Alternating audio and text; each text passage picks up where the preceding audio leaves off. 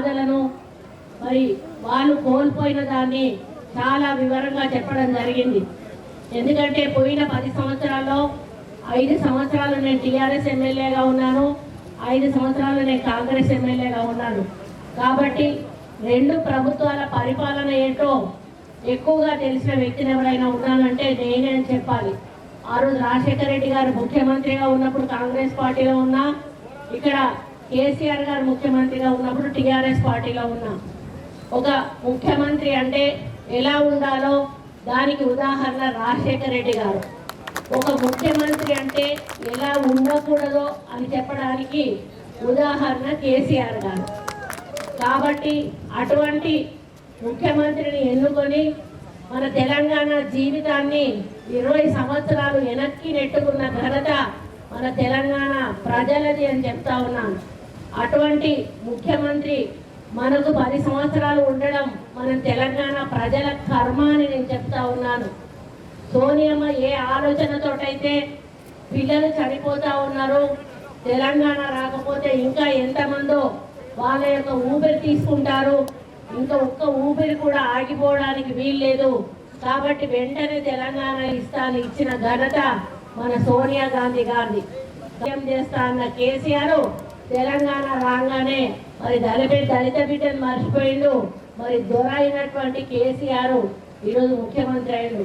సరే అయితే అయిండు, తెలంగాణ గురించి అన్ని సంవత్సరాలు పోరాటం చేసిండు కదా. మరి తెలంగాణ ప్రజల బాధలను అమరులైన వాళ్ళ ఆశయాలను మరి అమలు చేస్తూ ప్రజలకు సేవ చేస్తాడని ప్రతి ఒక్కరం కూడా మనం ఆశించాం. కానీ అందులో ఒక్క నయా పైసా పని కూడా తెలంగాణ ప్రజలకు కానీ అమరవీరుల ఆశయ సాధనకు కానీ ఉపయోగపడే పని చేయనటువంటి ముఖ్యమంత్రి అంటే కేసీఆర్ అని చెప్పొచ్చు. మరి ఫామ్ హౌస్లో కూర్చొని సెక్రటేరియట్కు రాకుండా, ఎమ్మెల్యేలను కలవకుండా, మంత్రులను కలవకుండా, సామాన్య ప్రజలను కలవకుండా, ఎవరి సమస్యలను కూడా వినకుండా, కానీ కేవలం వాళ్లకు ఎక్కడైతే పర్సంటేజ్లు వస్తాయో కాళేశ్వరం, మేడిగడ్డ, లేకపోతే సుందిల్లా, లేకపోతే మిషన్ భగీరథ ఇట్లాంటి వాటిని మాత్రం శాంక్షన్ చేసుకొని వాటిలలో కోట్ల రూపాయలు తీసుకొని మరి ఇంట్లో కూర్చొని వాళ్ళ అవసరాలకు పనిచేస్తున్న ప్రభుత్వం టీఆర్ఎస్ ప్రభుత్వం. ఇప్పటికే మనం చూస్తూ ఉన్నాం, వాళ్ళ బిడ్డ పోయింది లిక్కర్ స్కామ్లో. ఇక్కడ అక్క చెల్లెలు ఎంతమంది ఉన్నారో కానీ అందులో ఎంతమంది భర్తలు చచ్చిపోయినరో నాకైతే తెలియదు. ఎవరి భర్త ఇక్కడ చచ్చిపోయినరో కూడా దానికి కారణం ఎవరంటే కల్వకుంట్ల కవిత అని చెప్పాల్సిన అవసరం ఎంతైనా ఉంది. ఆమె తీసుకొచ్చిన లిక్కర్ పాలసీ ద్వారా గ్రామాన కూడా మద్యం ఏరులై పారి మన మగవాళ్ళు ఇష్టానుసారంగా తాగి వాళ్ళ ప్రాణాలు వదిలిపెడితే ఈరోజు చిన్న వయసులో మహిళలు భర్తను కోల్పోయి పిల్లలతోటి వాళ్ళ జీవితాలను ఏ విధంగా గడపాలో మరి గడపలేనటువంటి పరిస్థితుల్లో ఉన్నారు. అంటే ఆ పాపం కొట్టే ఈరోజు కవిత సెంట్రల్ జైలుకు పోయింది అని చెప్పి నేను ఖచ్చితంగా చెప్తా ఉన్నాను. ఒక పక్క కేటీఆర్ మరి ఆయనకు అహంకారం ఎందుకుందో నాకు తెలియదు. మన ప్రపంచాన్ని అంతా కూడా నాదే, నేను ప్రపంచానికి మహారాజును అనుకుంటాడేమో.